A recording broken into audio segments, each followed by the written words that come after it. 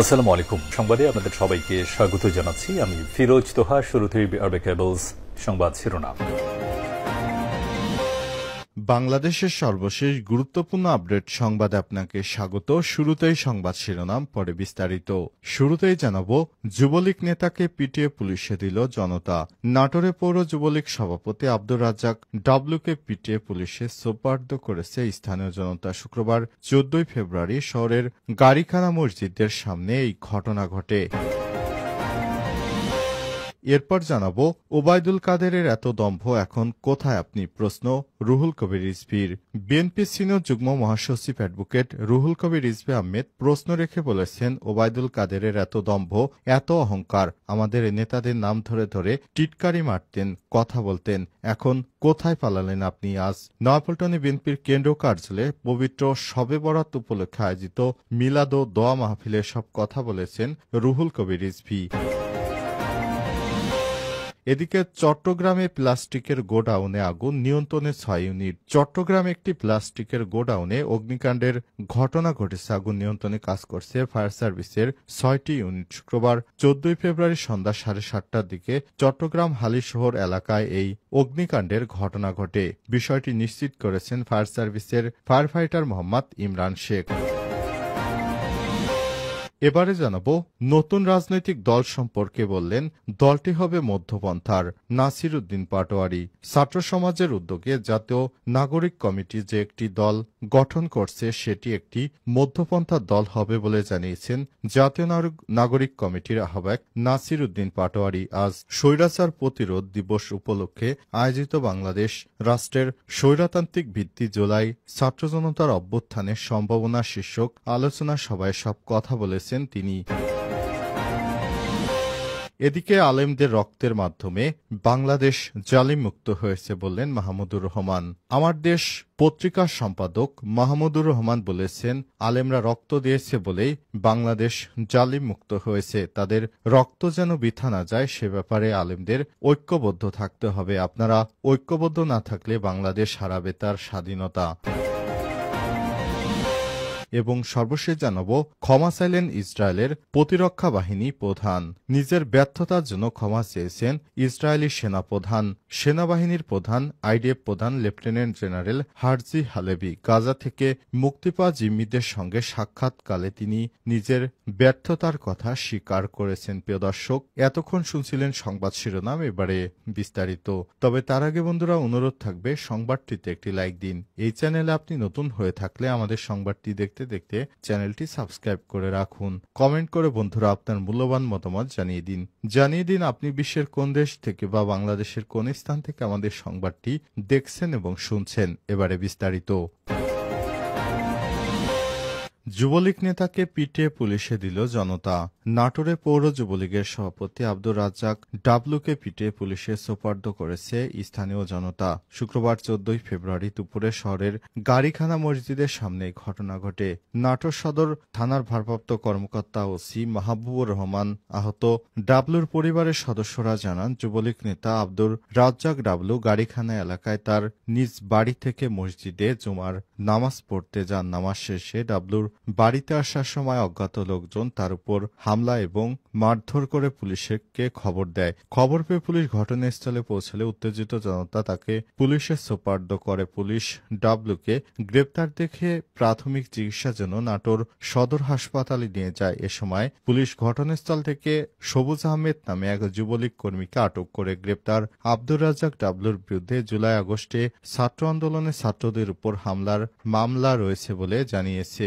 যুবলীগ নেতা ডাবলুকে বেধড়ক পেটানোর ফলে তার অবস্থা খারাপ হয়ে পড়ে। পুলিশ এজন্য তাকে চিকিৎসা দিয়ে কারাগারে সোপর্দ করার সিদ্ধান্ত নিয়েছে বলে জানা গেছে। কারণে তাকে হাসপাতালে ভর্তি করা হয়েছে এবং তাকে চিকিৎসা শেষে আদালতের মাধ্যমে কারাগারে প্রেরণ করা হতে পারে বলে জানানো হয়েছে। ওবায়দুল কাদের এত দম্ভ, এখন কোথায় আপনি? প্রশ্ন রিজভির। ওবায়দুল কাদের এত দম্ভ, এত অহংকার, আমাদের নেতাদের নাম ধরে ধরে টিটকারি মারত, কথা শোনাত, এখন কোথায় আপনি? প্রশ্ন রেখেছেন বিএনপির সিনিয়র যুগ্ম মহাসচিব অ্যাডভোকেট রুহুল কবির রিজভী। বিএনপির এই নেতা বলেছেন, যে সময় তারা ক্ষমতায় ছিল তারা আমাদের সিনিয়র যুগ্ম মহাসচিব বা মহাসচিব বা তারেক রহমান বা দলের ম্যাডাম খালেদা জিয়া হোক, সবাইকে নিয়ে তারা টিটকারি কাটত, তারা নানা রকম ব্যঙ্গাত্মক কথাবার্তা বলতো। এখন এই ওবায়দুল কাদের কোথায় পালালো, কোথায় গেলেন? আমাদেরকে কিছু বলে গেলেন না। আজ 14 ফেব্রুয়ারি নয়াপল্টনে বিএনপির কেন্দ্রীয় কার্যালয়ে সবে বরাত উপলক্ষে আয়োজিত মিলাদ ও দোয়া মাহফিলে সব কথা বলেছেন তিনি। আওয়ামী লীগকে উদ্দেশ্য করে বিএনপির সিনিয়র যুগ্ম মহাসচিব রুহুল কবির রিজভী আরো বলেছেন, তারা যদি ভালো কাজ করতেন, মানুষের কল্যাণে কাজ করতেন, জনগণের ক্ষমতায় যদি জনগণের কাছে ফিরিয়ে দিতেন, তাহলে তো আপনাদের পালাতে হতো না। অন্য দেশে লুকিয়ে থেকে আওয়ামী লীগ নেতারা হুঙ্কার দেয়, উস্কানি দেয়, এটা অত্যন্ত দুঃখজনক বলেও মন্তব্য করেছেন রুহুল কবির রিজভী। উল্লেখ্য, ছাত্র জনতার গণ অভ্যুত্থানের পর থেকে পলাতক আছেন আওয়ামী লীগের সরকারি মন্ত্রী, আওয়ামী লীগের সাধারণ সম্পাদক ওবায়দুল কাদের। দীর্ঘদিন ওবায়দুল কাদের ক্ষমতায় থাকতে বিএনপি নেতা মির্জা ফখরুলকে নিয়ে বিভিন্ন টিটকানিমূলক কথা বলতেন। তিনি বলতেন, আমি পালাবো না, দরকার হলে মির্জা ফখরুলের বাসায় গিয়ে উঠব। এখন তিনি কোথায়? চট্টগ্রামে প্লাস্টিকের গোডাউনে আগুন, নিয়ন্ত্রণে 6 ইউনিট। চট্টগ্রামের একটি প্লাস্টিকের গোডাউনে অগ্নিকাণ্ডের ঘটনা ঘটেছে। আগুন নিয়ন্ত্রণে কাজ করছে ফায়ার সার্ভিসের 6টি ইউনিট। শুক্রবার 14 ফেব্রুয়ারি সন্ধ্যা 7:30টার দিকে চট্টগ্রামের হালিশহর এলাকায় এই ঘটনা ঘটে। জানা গিয়েছে সেখানে ফলেরও গোডাউন রয়েছে। বিষয়টি নিশ্চিত করেছেন চট্টগ্রাম ফায়ার সার্ভিসের ফায়ার ফাইটার মোহাম্মদ ইমরান শেখ। তিনি বলেন, সর্বশেষ রাত 8টার দিকে পাওয়া তথ্য অনুযায়ী আগুন নিয়ন্ত্রণে ফায়ার সার্ভিসের 3টি স্টেশন, 6টি ইউনিট কাজ করছে। তিনি আরো বলেছেন, যে স্থানে অগ্নিকাণ্ডের ঘটনা ঘটেছে সেখানে প্লাস্টিকের ক্যারেট রাখা হয়েছিল। অগ্নিকাণ্ডের কারণ এখনো জানা যায়নি, তবে হঠাৎ করে বিভিন্ন এলাকায় আগুন লাগার কারণ এখনো জানা যায়নি। বলা হয়ে থাকে, নাশকতার কারণে বিভিন্ন জায়গায় হয়তো অগ্নিকাণ্ডের ঘটনা ঘটতে পারে। বিষয়টি আইন শৃঙ্খলা রক্ষাকারী বাহিনীর খতিয়ে দেখা উচিত বলে মনে করছেন বিভিন্ন বিশ্লেষকরা। তাদের মতে, বিগত দিনে এত অগ্নিকাণ্ডের ঘটনা বাংলাদেশে ঘটেনি। হঠাৎ করে কেন এই অগ্নিকাণ্ডের ঘটনা ঘটল? সারা দেশে বিভিন্ন স্থানে অগ্নিকাণ্ডের ব্যাপক দুর্ঘটনার সংবাদ পাওয়া যাচ্ছে। সারা দেশবাসীকে বলা হয়েছে, আপনারা যার নিরাপত্তা ব্যবস্থা জোরদার করুন, আগুন যেন না লাগে, বা আপনার স্থাপনা রক্ষার জন্য সবসময় নিজেরা নিরাপত্তা জোরদারের পাশাপাশি সবসময় দাহ্য পদার্থগুলো একটি নজরদারিতে রাখার জন্য অনুরোধ জানিয়েছে ফায়ার সার্ভিস।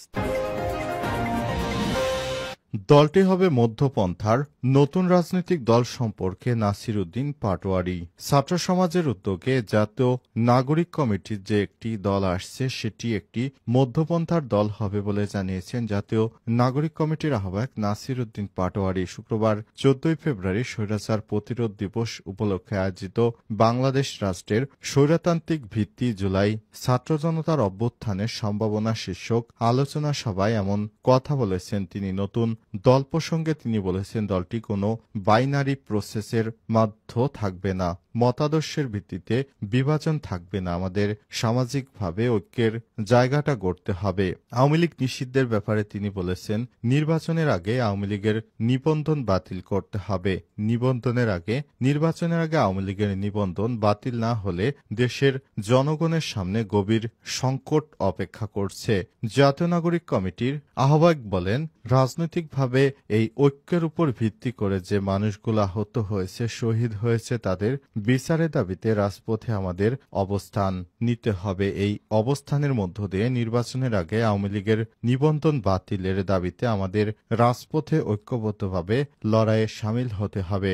জাতিসংঘের প্রতিবেদন নিয়ে তিনি বলেছেন, প্রতিবেদনটি মানবতা বিরোধী অপরাধের পক্ষে একটি সুস্পষ্ট দলিল, তাই আওয়ামী লীগকে বিচারের মধ্য দিয়ে যেতে হবে। নাসির উদ্দিন পাটোয়ারি বলেন, গণহত্যায় দায়ের জাতীয় নির্বাচনের আগেই আওয়ামী লীগের নিবন্ধন বাতিল করতে হবে।